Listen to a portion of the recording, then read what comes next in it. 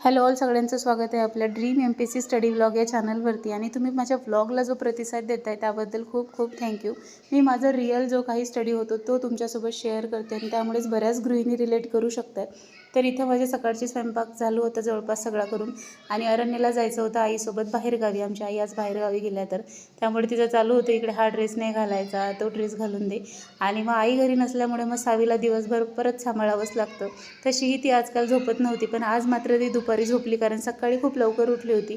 मी ज्या दिवशी काही प्लॅन करते ना की आज मी सकाळी 5 वाजता उठून अभ्यास करेल, त्याच दिवशी पोरगी बरोबर माझ्यासोबतच उठते आणि माझा सगळा प्लॅन फ्लॉप करून टाकते. तसंच काहीचं आज झालं. पण त्यानंतर ती दुपारी झोपली, तेव्हा मात्र मी माझं करंटचं वगैरे करून घेतलं आणि मग त्यानंतर माझा जो व्हिडिओ राहिला होता सकाळचा तो कंप्लीट केला. आणि इथं मी आता ॲन्सर रायटिंगमध्ये एक प्रश्न मला शेअर करायचा आहे, तर तो लिहून काढत आहे. आपल्याला जे काही आयोगाचे पेपर मिळालेले आहेत तर त्यातलेच प्रश्न आपण सुरुवातीला प्रॅक्टिस करणार आहोत.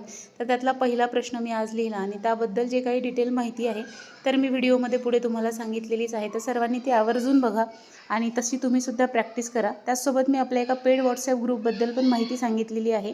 त्यामध्ये जर जॉईन व्हायचं असेल तर तुम्ही त्यामध्येही जॉईन होऊ शकता. कुठलीही जबरदस्ती कुणावरती नाही आहे. इथे सावीला मी मोबाईलवरती काही व्हिडिओ लावून दिले आणि माझं इथे प्रश्नाचं उत्तर लिहिणं चालू होतं. ती आज बऱ्यापैकी झोपली, त्यामुळे दुपारी माझं टार्गेट कंप्लीट झालं, जे सकाळचं धावपळमध्ये राहिलं होतं आज ते. कारण आज आईंना जायचं होतं, त्यामुळे मला थोडंसं घाईघाई करायचं होतं. आणि याचं शेवटी मी शब्दसंख्या लिहिलेली आहे. हे सगळं काय आहे ते तुम्हाला मी व्हिडिओमध्ये दाखवतेच. आणि हे आम्ही रुद्रमच्या वेळेस जे प्रॅक्टिस केले होते त्यातले हिस्ट्री आणि जिओग्राफीचे प्रश्न या नोट्समध्ये मी लावलेले आहेत त्या फाईलमध्ये. तर ते यामध्ये आहेत, ज्यामध्ये आम्ही प्रश्नांची उत्तरं लिहून पाहायचो आणि मग त्याचे किती प्रश्न झाले ते सर चेक करून द्यायचे. तर अशा प्रकारे त्याचा स्टडी आम्ही केला होता. तर ते सगळं आता मी पुन्हा बाहेर काढलं, कारण आता प्रश्न ॲक्च्युअलमध्ये लिहायला सुरुवात करावी लागणार आहे. शेवटी आयोगाच्या धर्तीवरती पेपर द्यायचे म्हटल्यावर आपल्याला ॲन्सर रायटिंगची प्रॅक्टिस आत्तापासून करणे खूप गरजेचं आहे.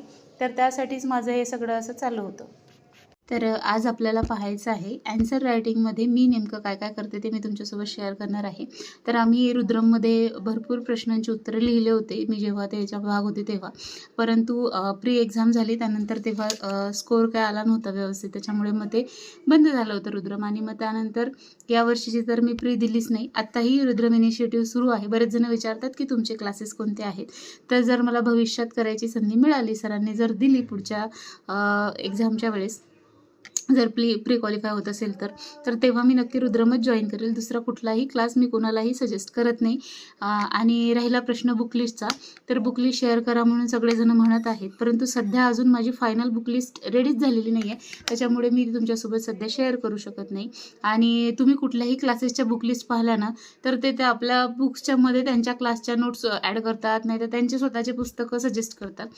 ऑब्वियस आहे, त्यांना त्यांच्या पुस्तकाचं प्रमोशन करायचं असतं आणि त्यांचे पुस्तकं चांगले आहेत असं ते म्हणतीलच. आणि आपल्याला बुकलिस्ट निवडताना, स्पेशली राज्यसेवेची निवडताना, आणि आपल्याला मेन्स डिस्क्रिप्टिव्ह द्यायची आहे, तर थोडासा तिथे आपल्याला विचारपूर्वक पावलं उचलावे लागतील. त्यामुळे सध्या तरी मी तुम्हाला कुठलीही बुकलिस्ट सध्या सांगणार नाही. सध्या मी माझ्याकडे जे जुने पुस्तक आहेत ना तेच वापरत आहे. अजून राज्यसेवा डिस्क्रिप्टिव्ह पॅटर्नसाठी कुठलंही स्पेसिफिक पुस्तक इंडिया स्ट्रगल फॉर इंडिपेंडन्स सोडून मी घेतलेलं नाही आहे. आणि राहिला प्रश्न NCERTचा, तर त्याचे मी हिंदीचे काही पुस्तकं घेतले होते, पण अजिबात घेऊ नका. हिंदी खूप कठीण वाटते त्याची, त्यापेक्षा इंग्लिशमधले पुस्तकं रेफर करा.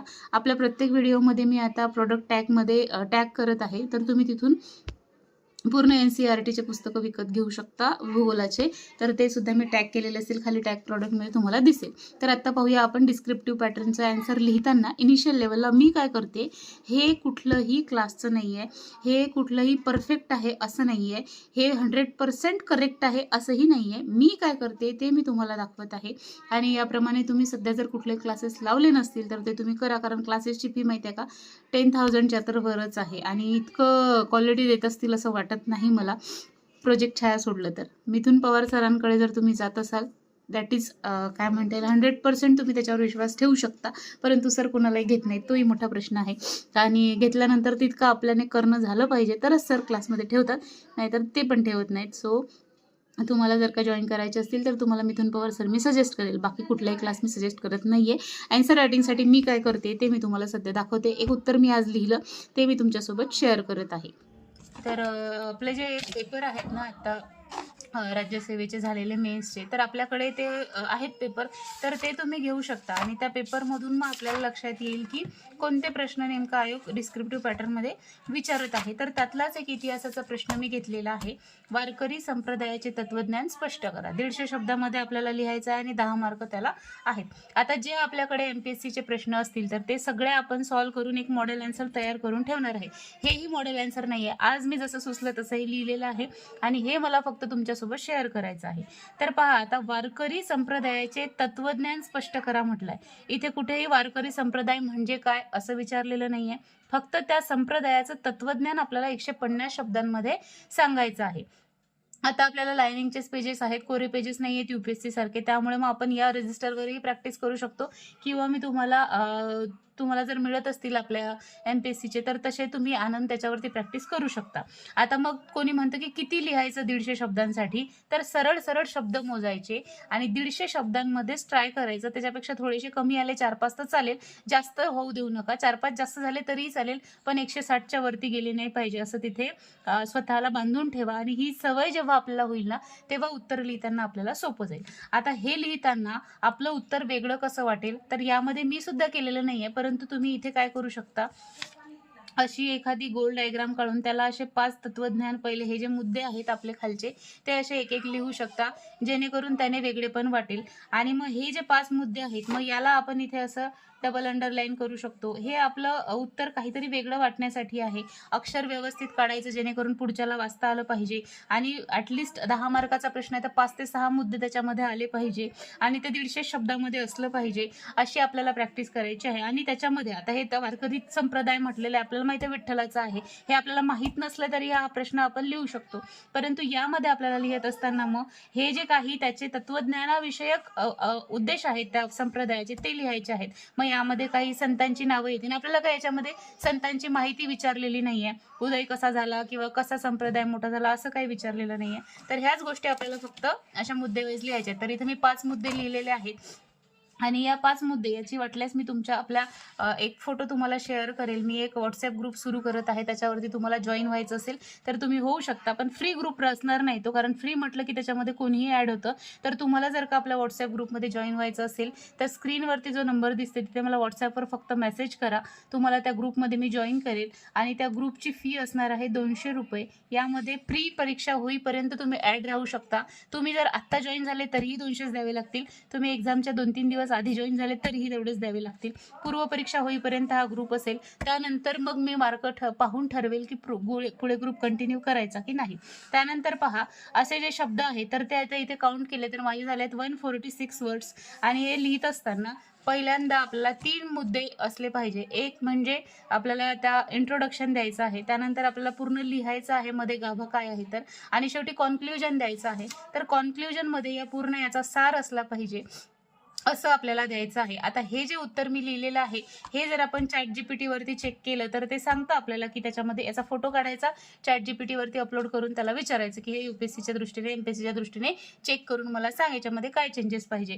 तर अशा प्रकारे आपल्याला अतिशय व्यवस्थित वाटेल असं लिहायचं आहे. खरी परीक्षा काय असणार आहे माहिती आहे का, आपल्याला 3 तासामध्ये 20 प्रश्न जे सोडवायचे आहेत ना, ही आपली खरी परीक्षा असणार आहे. आणि तेव्हा जर आपण 150 शब्दाची बाउंड्री आपल्या स्वतःला ठेवली नाही तर ते आपल्याला कठीण जाईल. त्यामुळे मग अशा प्रकारे ट्राय करा. आता मी तुम्हाला दाखवते आणि इथे उत्तरं लिहिलेले आहेत. तर कधी कधी लिहिताना खूप मोठं व्हायचं ते इथं 250 शब्दाचं 262 शब्द असं आम्ही कोऱ्याच पेजवर लिहिलं आहे. मग कुठे मॅपला अशी आउटलाईन, त्यानंतर असे मुद्दे अशी डायग्रामॅटिक फॉर्ममध्ये इथे दाखवतो, डायग्रामॅटिक फॉर्ममध्ये. मग असं आपल्याला जर करता आलं ना तर त्यामुळे आपल्याला अशी डायग्राम वगैरे, त्यामुळे आपल्याला चांगले मार्क मिळायला तिथे मदत होते. तर याची सुरुवातपासून प्रॅक्टिस असल्याशिवाय ते होत नाही. मॅप्स काढणे आणि त्या मॅपमध्ये मग ते गोष्टी जे प्रश्नात विचारले असतील त्या डिनोट करणे. आता हा जगातील लोह आणि स्टील उद्योगाच्या स्थानिक वितरणाची कारणे स्पष्ट करा म्हटलंय. मग आपण त्याचा मॅप काढून कुठे कुठे ते कारखाने आहेत किंवा कुठे कुठे कुठल्या देशामध्ये कुठल्या खंडामध्ये ते मिळतं लोह, तर ते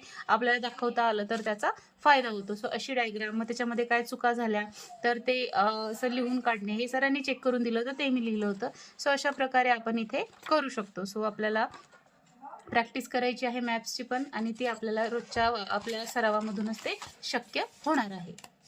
आय होप तुम्हाला मला काय सांगायचं आहे ते लक्षात आलं असेल. जर आपल्या या उत्तराचा आपल्याला जर का आणखी म्हणजे मॉडेल बनवून ठेवायचं असेल तर आपल्याजवळ ॲटलिस्ट MPSCचे तर आत्ता झाली ते आणि आत्ता येतील ते प्रश्न सगळ्याचे मॉडेल आन्सर आपण रेडी करून ठेवणार आहोत. जे प्रश्न पेपरमध्ये आलेत ते. त्याचसोबत UPSCचे सुद्धा जे काही प्रश्न आपल्याला वाटतात की हे येऊ शकतात तर असे एकेका विषयाचे 200-200 शब्द प्रश्न आपले रेडी झाले पाहिजेत असं टार्गेट ठेवायचं आहे. आणि आपलं जे सिलेबस आहे तर त्याच्या प्रत्येक पॉईंटची आपल्याकडे नोट्स असली पाहिजे. सो असा अप्रोच आता मी ठेवणार आहे. सो तुम्ही सुद्धा तुमचा काहीतरी अप्रोच ठरवा. प्लॅनिंग करायचं होतं मला आज, तर माझं अर्ध झालेलं आहे. पूर्ण झाल्यावरती मी ते तुमच्यासोबत ते पण शेअर करेल आपल्या ग्रुपवरती. सो तुम्हाला जर जॉईन व्हायचं असेल तर तुम्ही जॉईन होऊ शकता. असं म्हणू नका की तुम्ही इन्कमसाठी करताय. तर मी व्हॉट्सॲप ग्रुप याच्या आधीही चालवलेले आहेत कंबाईनचे वगैरे. त्याच्यामध्ये बरेच विद्यार्थी होते. डेली टार्गेटचा ग्रुप होता आपला. याच्यामध्ये कुठलेही टार्गेट मी देणार नाही. ज्या काही नोट्स असतील, जे काही स्टडी मटेरियल माझ्याकडे असेल तर ते मी त्याच्यावरती प्रोव्हाइड करणार आहे. आणि त्याच्यामध्ये कुणीही येऊ नये यासाठी त्याची फी ठेवलेली आहे. त्याच्यामुळे तो ग्रुप जर जॉईन करायचा असेल तर करा. कुठलीही कोणावरती जबरदस्ती नाही आहे. सो हा व्हिडिओ तुम्ही पूर्ण पाहिला त्याबद्दल थँक्यू सो मच. भेटूया पुढच्या व्हिडिओमध्ये.